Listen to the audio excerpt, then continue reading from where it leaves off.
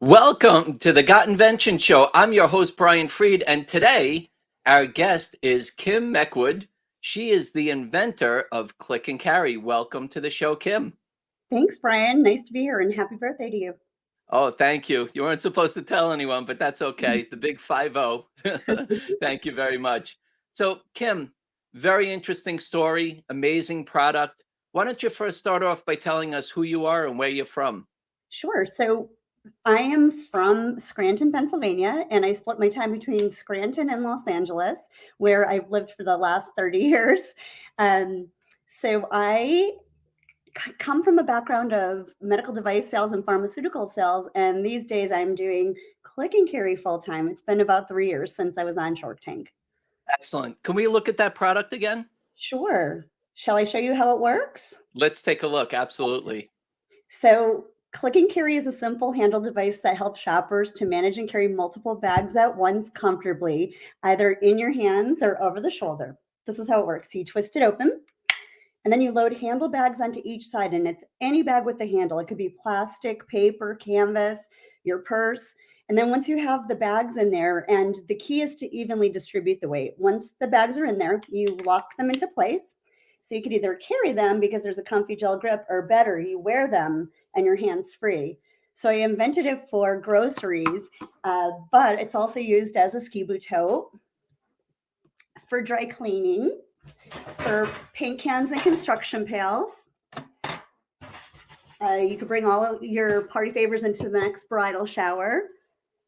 And you can walk multiple dogs at once. And once you get the handle home, it's actually a stand for your phone or your iPad. And I'll show you what I mean. And there you go. So you Wow. can all around the house. And this is what the current packaging looks like. Unbelievable. So, Kim, can you imagine yourself as an inventor now when you first started off in your career? It's kind of shocking, actually. In fact, one of the doctors I worked with, who happens to be one of my best friends to this day, her name is Dr. Jennifer Huey. She's at USC, and at the time, I was working for Medtronic in deep brain stimulation, and the device didn't change much from week to week, so there wasn't a whole lot to talk about. So I would sometimes tell her about my idea to bring this invention to market, and she basically gave me the kick in the behind that I needed. She said, "Will you shut up and stop talking about it and do something about it?" So I did, and I actually ended up hiring her neighbor, who at the time was at the Pasadena Design School. She was getting her master's in product design. So I hired Audrey to help me with the 3D CAD print. And after going through 9 iterations, I came upon the winner, and that's when I filed for my first utility patent. When you came up with the idea, let's go back in time. What was going on? What was the reason that you had this idea that came into your head? Oh boy. Well, this is kind of silly, but it's the truth. So I had to break up with my boyfriend, and I had to carry my own groceries. In the past, I would just call him and he would come down and grab them all. So I stopped grocery shopping, and I was eating out all the time or ordering in. I was spending a lot of money and getting chubby. So I had to come up with a way to make carrying the groceries in easier. And was there any kind of thought of what this should look like?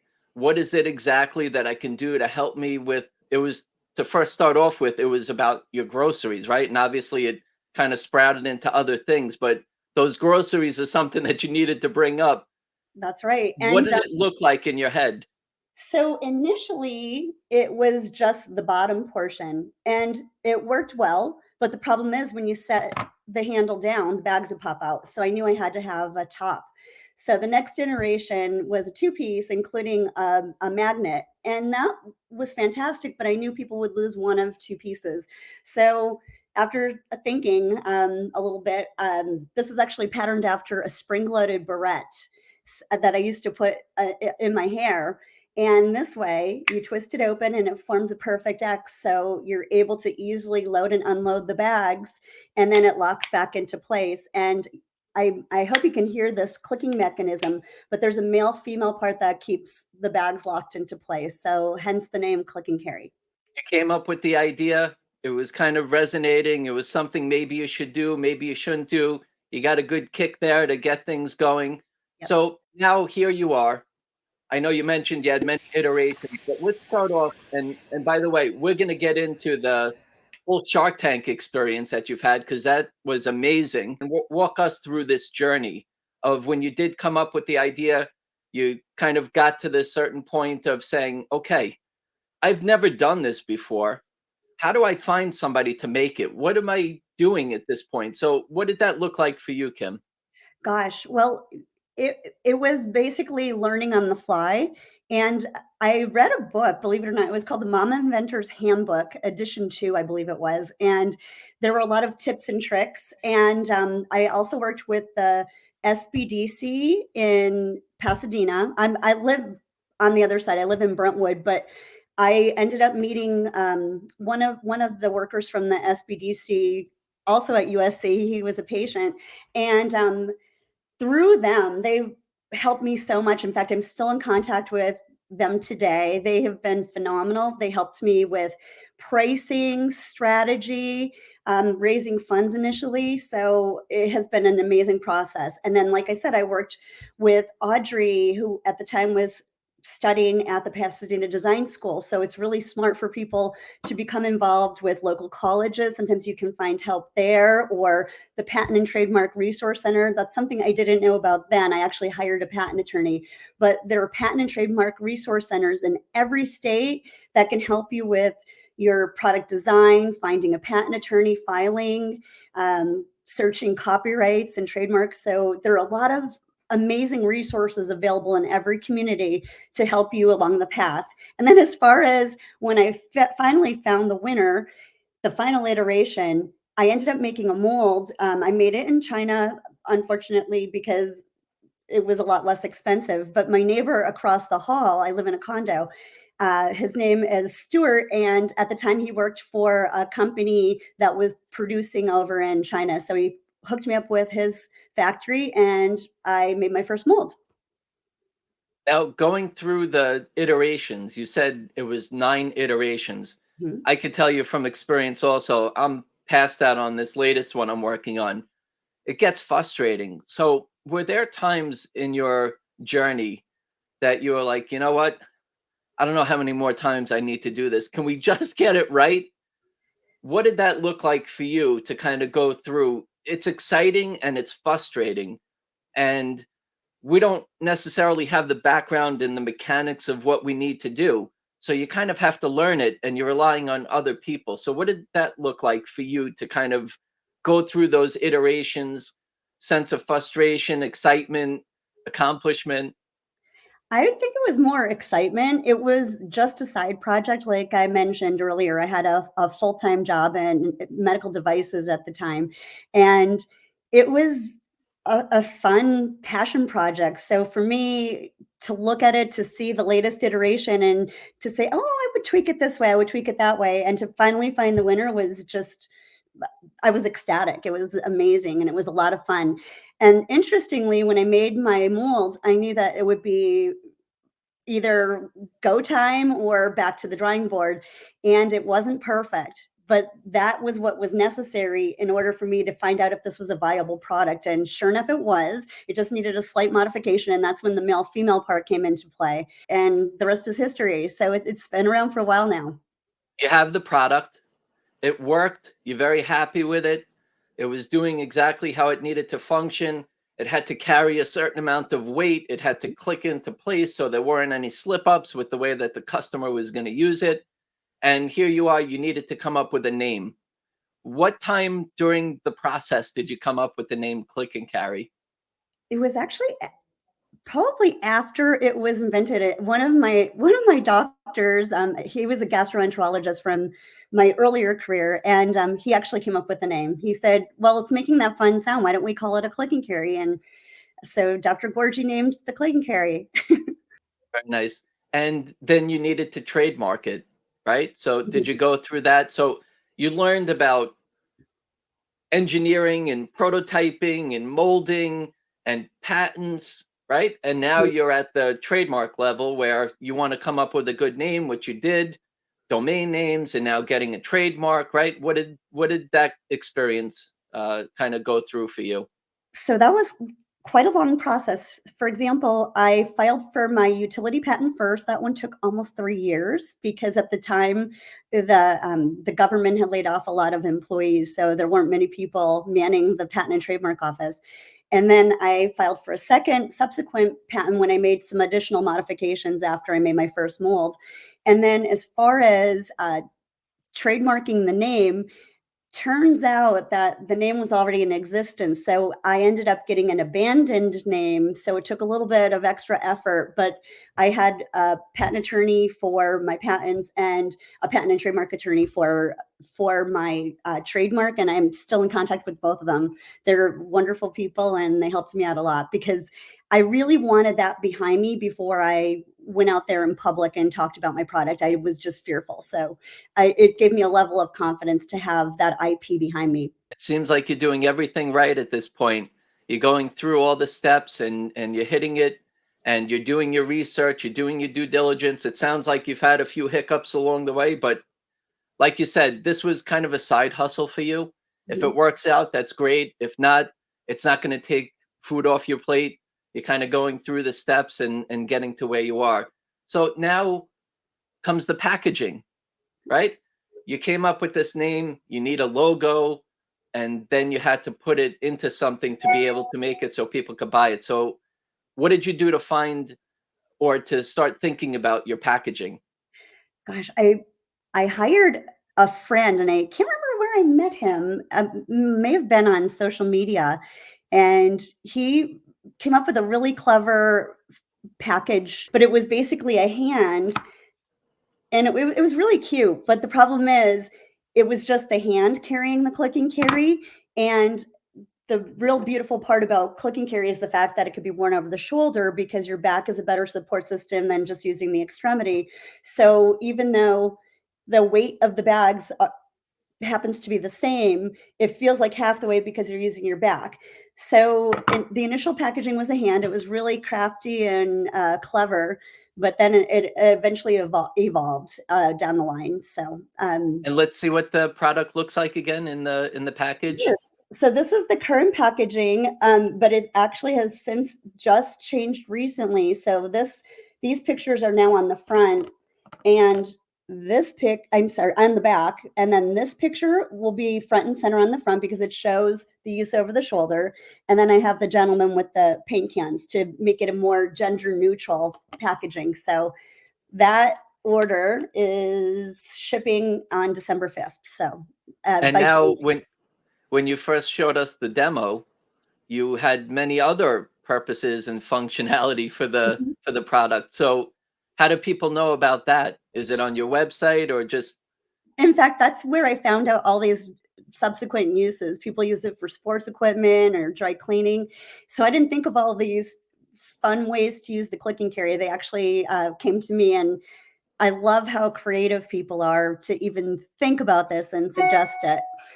For example, yesterday I received a fun testimonial, and it was on Amazon, and the person mentioned how this has really changed her life because she has arthritis. So the comfy gel grip really helps her out. But she said, but the real benefit is that when she hooks them to her groceries, the girth of the groceries keeps the handle high, so nothing falls out of her bags on her journey home from the grocery store. So just little things like that. being an inventor? That's the most amazing experience is to know that people are using your product for the reason you came up with it, and then they find other solutions to it too. Now, Absolutely. you sell on Amazon. So you have this product, you ended up uh, manufacturing it. So now you have 5,000 units in your garage, possibly. I don't know what that looked like, but now you manufactured. What'd you do after that? So then I started selling locally. I would sell at the Brentwood Farmers Market and the Pasadena uh, Rose Bowl. Once a month, they had a big function. So I would set up a tent and sell from there. And I was in some local grocery stores and gas stations and things like that. And I started to take it seriously. So I eventually went to some trade shows. And at the Home and Houseware show in Chicago, I ended up meeting with QVC. And unbeknownst to me, they really liked the product. So They asked me to be on a talk show. I was on the Bethany Frankel show, and Bethany Frankel she's pretty amazing. She was actually a guest shark for many seasons, and she was a part of the Real Housewives of New York, and she invented Skinny Girl margaritas and has a whole product line based on that. So I went on her show, and they offered me a contract with QVC. So I was in QVC for many years with David Venable and Lisa Robertson at the time. It was a really exciting day. I had that experience also, to being on in the kitchen with David for a long time, so on I love that. QVC. So it was a lot of fun, and that was an amazing experience. I mean, it's a great place for an inventor to launch their product. It was amazing, and David's amazing. I he was a lot of fun. He has great energy, and he really took me under his wing. He was a big help. You had success at QVC. Mhm. What other distribution channels did you hit? It sounded like you did some locals and trade shows you made way, but you wanted to sell more. What did you do after that? So eventually, I went online, and I went online because I entered this contest called the 5 minute pitch, and I hadn't sold on Amazon up to that point because I was fearful of counterfeits. And since I entered this contest and I made it to the finals, I joined Amazon. So Amazon has been a really good channel for me. And now I'm on some of the other sites. I'm on Walmart.com and Lowe's.com and in some stores. Um, I'm in some chains across the country, Meyer in particular, and some Kroger stores, Ralph's in Southern California. So it's been a fun, exciting process. But I really knew that I needed to get on Shark Tank because I needed the exposure. And I tried so hard to get on. I hold the record for the most attempts ever to get on the show, and I finally made it, thank goodness, because that's really what set Click and Carry apart from the others. What was the experience like applying for the show and then getting rejected and then saying, you know what do I have to lose? I'll just try it again, right? So, what did that kind of experience work out to be like for you? Well, I love the show. I was a big fan, so I actually auditioned in the second season, and I made it all the way to working with the producers. And at the 11th hour, after working with them for about 2.5 months, they decided not to film me. I guess they decided to go with someone else. And I was sad, of course, but it turns out it was a blessing in disguise. And the reason I met them initially was because I waited in line at an open casting call. So then they said, "Well, next year you don't have to audition again. Just come back. We'll work with you again." And unbeknownst to me, the producer actually left, and so I didn't audition for the 3rd season when I should have, so then I started the 4th, 5th, 6th season, and how it works is you could either apply online or you could go to an open casting call, and I suggest the open casting call so that they can meet you and have the actual product in their hands and feel your energy and your vibe. And, then what happens is you have to fill out a questionnaire and answer 30 pages of questions that are very in depth and make another video. And then you're either approved or not approved, and you begin working with the producers. And as luck would have it, when I met with my producer this recent time, which was 2019, my producer asked me, he said, "Kim, do you remember me?" And I said, "Well, you look so familiar. I maybe I know you from the neighborhood." Well, it turns out he was the assistant producer when I auditioned back in the second season. His name was Sean, and he's just the most fantastic producer. So I worked with Sean and Maggie, and I just love them both. And they had such fun, creative ideas. For example, thinking of a unicyclist who was juggling while wearing her click and carries. That was a really fun way to come out onto the stage. Can you show us a sample, a demo again of the way that your product works? Sure. So how it works is you simply twist the click and carry open. Then you load handlebags onto each side, and it's any bag with the handle, plastic, paper, canvas, even your purse, and you have to evenly distribute the weight.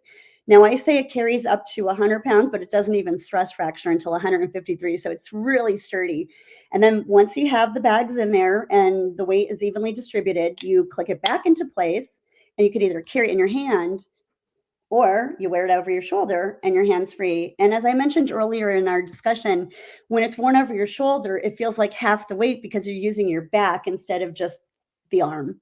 So It's it's pretty crafty. It's perfect for moms so they could carry their baby and still have a free hand to open up the door, whatever the case may be. Is there a possibility to have it so it needs to be balanced on both sides, or is it okay on the one?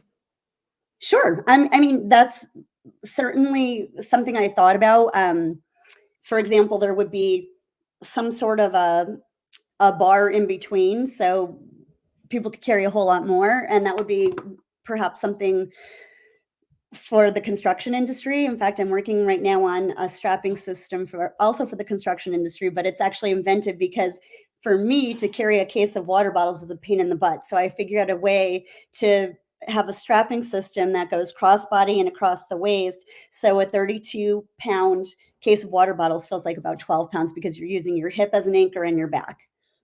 It's interesting because as you sell your product and people give feedback, it's like, you know what? Yeah, you can do this, that, and that, and this. And if I did this, it could. So you had 9 iterations to get to where you are. And now there could be other uses from what you originally came up with, which is interesting. And then you just have to decide, is it something that makes sense to continue to do and to build upon?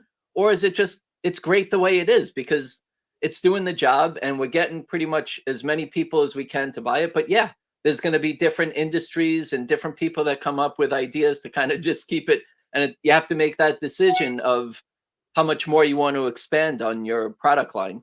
Absolutely. Now, with Shark Tank, you got that green light. They told you, Kim, you got it. What was that experience for you?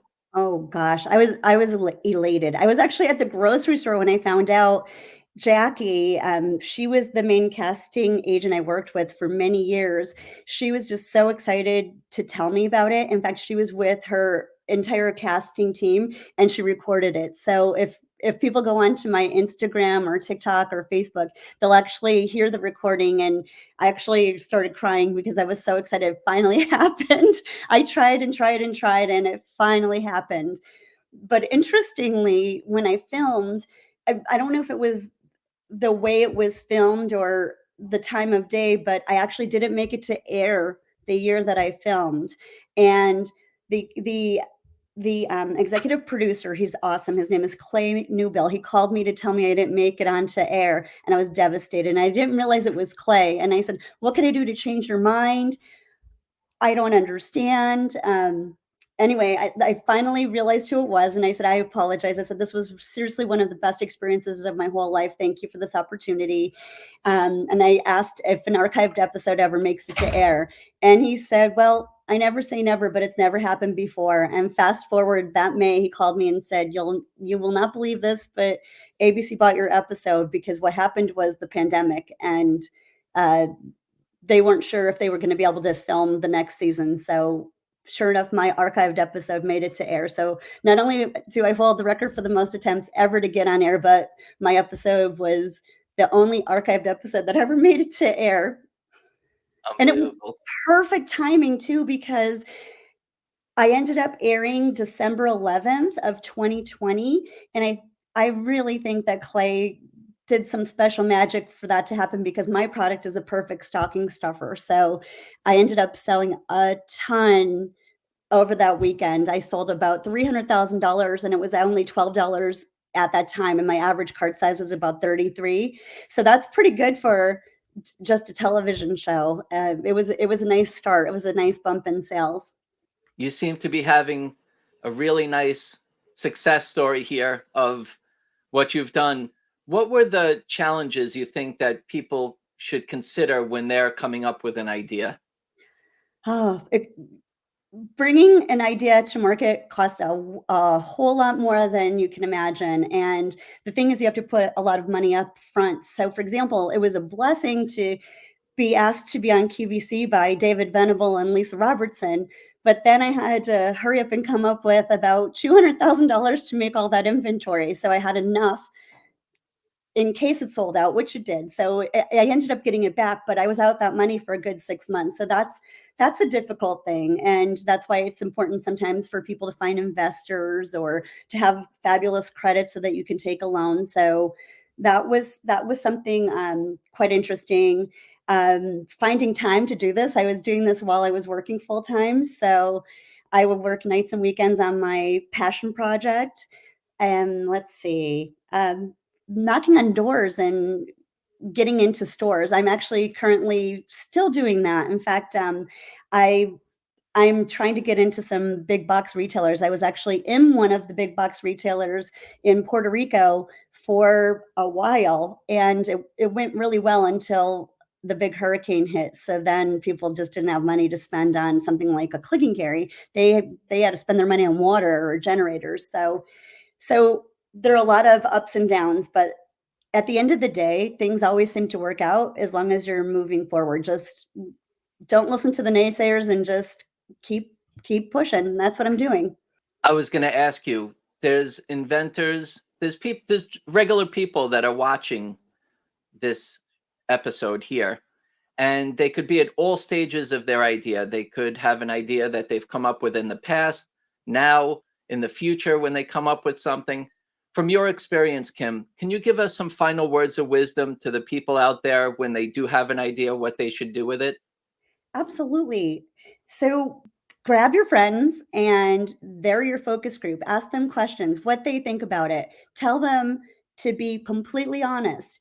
And you're going to have some naysayers. You're going to have some people slapping you down, but you need that. You need that so that you can perfect your product. So the moral of the story is don't listen to the naysayers. If you believe in your product, you think you have the perfect idea, you go for it. And you can listen to them for their feedback, but don't let them take you down and stop you from this journey. Just keep moving forward if you believe you have the perfect product. And I that's love what I that. do. And where can we find your product? Where can we buy it today? So you can buy it at clickandcarry.com. It's A&D. Even though my product is with the ampersand, it's on Amazon, Lowe's, Kroger, Walmart.com. Hopefully, I'll be in Target soon. I'm hoping and praying, and that's where you can find Click and Carry for now. Oh, Meyer, hopefully Wegmans soon. So some Kroger stores out in the West Coast. Excellent. And we can follow you, you mentioned on Instagram, so we can find out many other ways that we can use your product. Absolutely, Instagram, TikTok, and Facebook. So please follow me. I need some help in that social media department. So come on and look and see all the fun ways you could use your Click and Carry. Thank you so much, Kim. It was great having you on our show. Thank you so much. What a great story, an inspiration to all. And we wish you much, much more success. Thank you. And good luck to you too, Brian. I think your show is awesome. So thank you. Thank you. Thank you, Kim. That was another great episode of Got Invention Show. If you'd like to be a guest, you can go to gotinventionshow.com. Until then, keep on moving your big ideas forward and have success as much as you can. Find ways to get your product out there. And just like Kim said, don't let the naysayers stop you. Work on your idea and make them happen. Thank you so much. See you soon.